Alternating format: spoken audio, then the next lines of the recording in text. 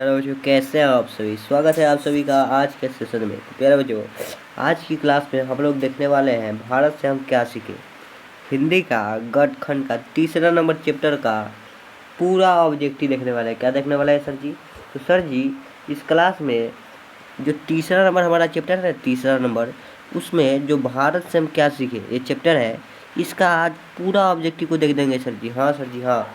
और इस क्लास में एक भी ऑब्जेक्टिव डाउट नहीं रहने देंगे, सभी को क्लियर करके देखेंगे। तो चलिए हम लोग क्या करते हैं सर जी, स्टार्ट करते हैं। ठीक है, स्टार्ट करते हैं और आइए देखते हैं। और हम सब अपनी अपनी क्या करेंगे, तैयारी को भी जांच लेंगे कि हमने अभी तक कितना सीखा है। ठीक है सर जी, पहला नंबर क्वेश्चन आपसे पूछा गया है। क्या पूछा गया है सर जी? तो भारत से हम क्या सीखे के रचनाकार कौन है। यानी कि रचनाकार किसे कहते हैं? रचनाकार हम उसे कहते हैं जिसने मतलब इस कहानी को लिखा है, उसे क्या कहते हैं? रचनाकार कहते हैं। ठीक है, तो इसके रचनाकार कौन है? तो सर जी, इसके रचनाकार है मैक्स मुलर जी। कौन है? मैक्स मुलर जी, जो कि ऑप्शन नंबर ए में है। ठीक है, चलिए नेक्स्ट देखते हैं सर जी। एक नंबर तो हो गया, आइए दूसरा नंबर देखिए बाबू। दूसरा नंबर पूछा गया है, भारत से हम क्या सीखे। क्या है? क्या है का मतलब क्या होगा? यानी कि निबंध है, कहानी है सर जी, या भाषण है, या व्यक्ति चित्र है। तो ये क्या है आप सभी को मालूम होना चाहिए। भारत से हम क्या सीखे, क्या है? एक भाषण है। क्या है? भाषण है।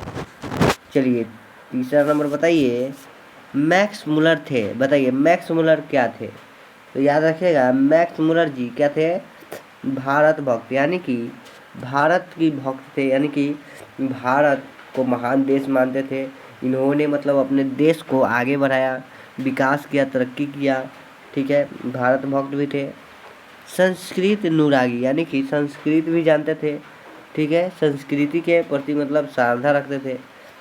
नेक्स्ट है वेदों के प्रति अगाध आस्था रखने वाले, यानी कि जो हमारे वेद हो गए, जैसे कि रामायण हो गया। वेद किसे कहते हैं सर जी?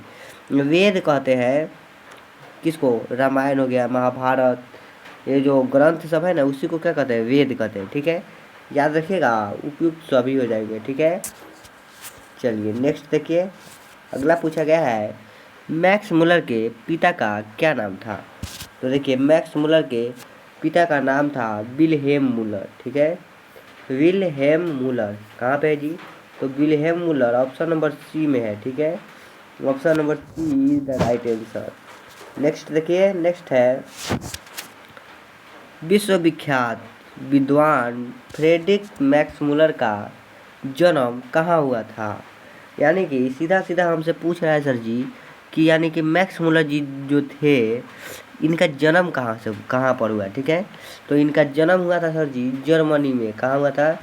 जर्मनी में। ठीक है, जर्मनी में। ठीक है, ऑप्शन नंबर बी हो जाएगा सर जी। नेक्स्ट देखिए, अगला पूछा गया है, स्वामी विवेकानंद ने वेदांतियों का वेदांती किसे कहा है। वेदांतियों का वेदांती किसे कहा है? तो याद रखिएगा, मैक्स मुलर को। किसे कहा है? मैक्स मुलर को कहा है सर जी। नेक्स्ट देखिए, अगला क्वेश्चन है, मैक्स मुलर ने डैश वर्ड्स, अच्छा यहाँ पे देखिए टाइपिंग में कुछ मिस्टेक कर दिया गया है।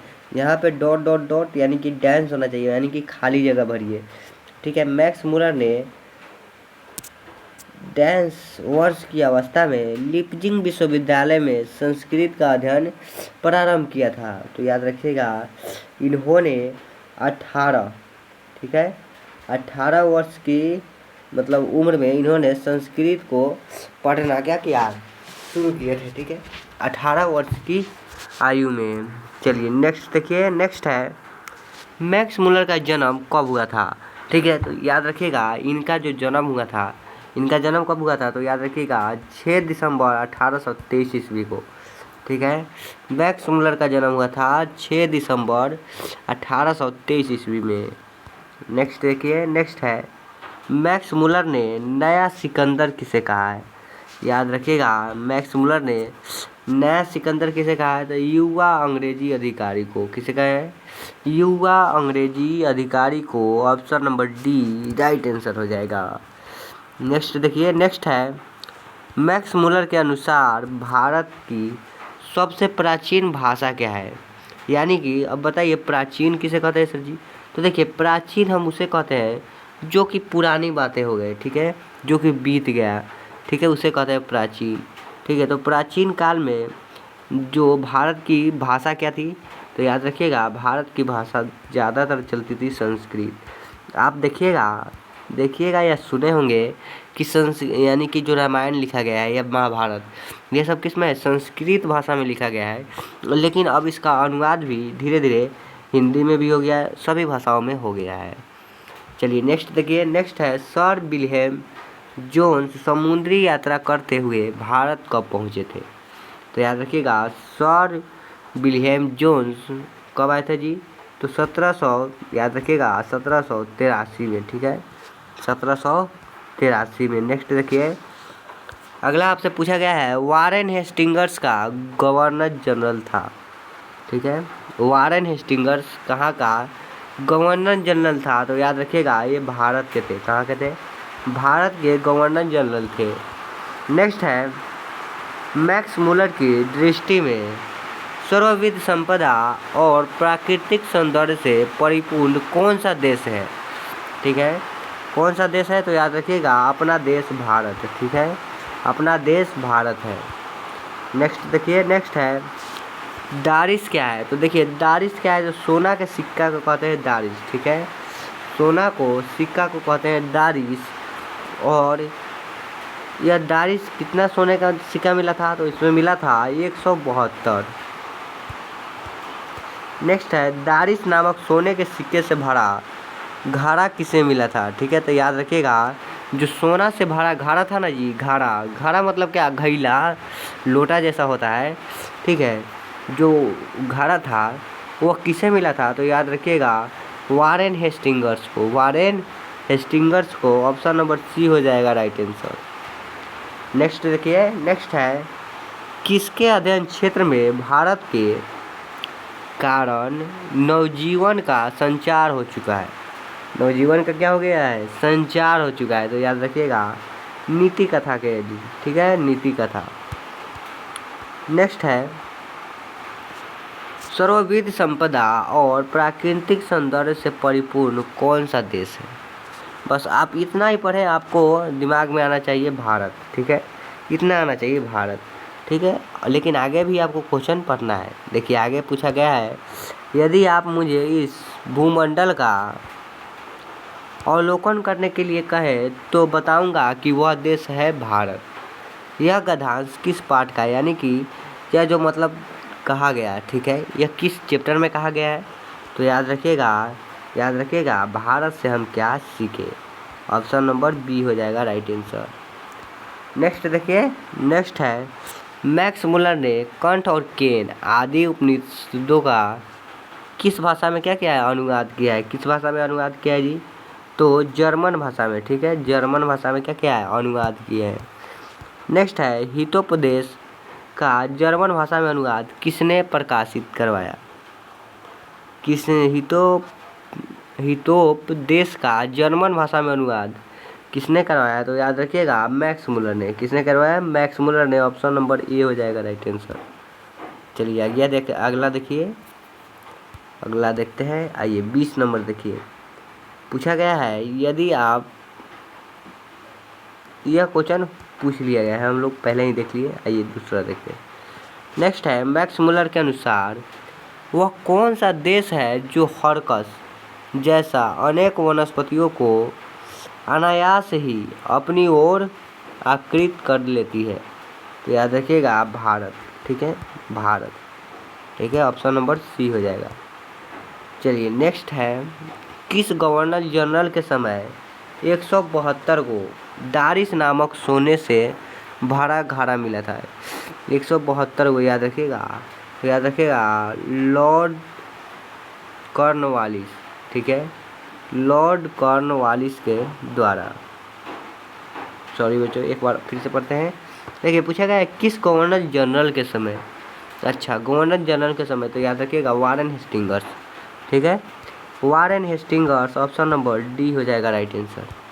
नेक्स्ट देखिए, नेक्स्ट है वारेन हेस्टिंग्स के समय वाराणसी में कितने दारिश नामक सोने से सिक्के मिले थे? तो याद है अभी आपको ने पढ़ा क्वेश्चन ही 172, ठीक है, 172 को सोने से भरा घड़ा मिला था। चलिए नेक्स्ट देखिए, अगला क्वेश्चन आपसे पूछा गया है कौन सी भाषा, ठीक है, और उसका साहित्यिक यूनान और रोम के संपूर्ण साहित्य से भी क्या है, कई अधिक विशाल रहा है? तो याद रखिएगा संस्कृत का, ठीक है, संस्कृत का ऑप्शन नंबर ए हो जाएगा। नेक्स्ट है प्लेटो और कांट का अध्ययन करने वाले यूरोपियन लोगों के मनन योग्य देश है। मनन योग्य देश कौन सा है जी? तो अपना भारत, ठीक है, भारत। चलिए अगला क्वेश्चन है हरकस थे, हरकस क्या थे? भूवैज्ञानिक थे, वनस्पति वैज्ञानिक थे, रैयत वैज्ञानिक थे, या विधि शास्त्री वारेन थे? बताइए 26 का जल्दी जल्दी आंसर दीजिए। तो याद रखिएगा वनस्पति वैज्ञानिक, ठीक है, वैज्ञानिक, ऑप्शन नंबर बी हो जाएगा राइट आंसर। चलिए अगला देखिए, महारानी विक्टोरिया के द्वारा किसे नाइट की उपाधि प्रदान की गई थी? याद रखिएगा जो महारानी विक्टोरिया थी इन्होंने नाइट की उपाधि यानी कि मेडल दिया था, लेकिन मैक्स मुलर जी इस मेडल से लेने के लिए क्या कर गए थे? इनकार गए थे, यानी कि हम इस मेडल को नहीं लेंगे, इनकार भी दिए थे, लेकिन इनको मिला मतलब दिया गया था। अगला है मैक्स मुलर के अनुसार सच्चे भारत के दर्शन कहाँ हो सकते हैं? सच्चे भारत के दर्शन कहाँ हो सकते हैं जी? तो याद रखिएगा ग्रामीण भारत में, या गांव दे दे तो गांव पे मार दीजिए। चलिए नेक्स्ट देखिए, नेक्स्ट है मेघदूत का जर्मन में अनुवाद किसने किया? मेघदूत का जर्मन में अनुवाद किसने किया? तो याद रखिएगा मैक्स मुलर ने। किसने कहा? मैक्स मुलर ने, ठीक है। चलिए अगला देखिए, मैक्स मुलर को वेदांतियों का भी वेदांती किसने कहा है? तो वेदांतियों का वेदांती किसने कहा है? स्वामी विवेकानंद जी ने, ठीक है, स्वामी विवेकानंद जी ने कहे हैं। चलिए नेक्स्ट देखिए, अगला नंबर क्वेश्चन है प्लेटो और कांट थे तो क्या थे? महान दार्शनिक, ठीक है, क्या थे? महान दार्शनिक थे, महान दार्शनिक, ठीक है, ऑप्शन नंबर बी हो जाएगा राइट आंसर। चलिए नेक्स्ट देखिए, अच्छा आपसे पूछा गया है सच्चा भारत कहाँ बसता है? तो याद रखिएगा गांव में। कहाँ बसता है जी? तो गांव में बसता है सर जी। अच्छा सर जी 33 नंबर का जरा आप लोग जवाब दीजिए। तो पूछा गया है कंट और केन का जर्मन भाषा में अनुवाद किसने अनुवाद किया? बताइए किसने किया जी? तो मैक्स मुलर ने किया सर जी, ये तो बच्चा बच्चा जानता है जी। नेक्स्ट है भारत का सर्वाधिक आबादी कहाँ बसती है? तो कहाँ बनती है सर जी? गांव में। C for cat is the right answer. Next देखिए, नेक्स्ट है संस्कृत की पहली विशेषता है कि इसकी क्या है? इसकी बताइए प्राचीनता, यानी कि यह प्राचीन काल से ही चली आ रही है। नेक्स्ट है शाहनामा का रचना काल है। शाहनामा का रचना काल क्या है जी? तो शाहनामा का 10वीं से, याद रखिएगा 10वीं से 11वीं सदी तक, ठीक है। नेक्स्ट है निर्वंश विद्या का संबंध किससे है? तो याद रखिएगा निर्वंश विद्या का संबंध किससे है जी? तो मानव विज्ञान से, ठीक है, मानव विज्ञान से। अगला है मैक्स मुलर ने कालिदास की किस पुस्तक का जर्मन भाषा में क्या किया? अनुवाद किया? तो याद रखिएगा मेरे भाई मेघदूतम का, ठीक है, मेघदूतम का। नेक्स्ट है, चलिए ख़त्म हो गया, ठीक है। तो बताइए आपने कितने क्वेश्चन किए इसमें? आपने इसमें क्वेश्चन को देखा, कितना देखा जी? तो आपने देखे पूरे 38 क्वेश्चन। कितने देखे? 38 क्वेश्चन देखे। बताइए आपने कितना सही किया है? जल्दी जल्दी कमेंट कीजिए कि आपने कितना सही किया है, ठीक है। चलिए।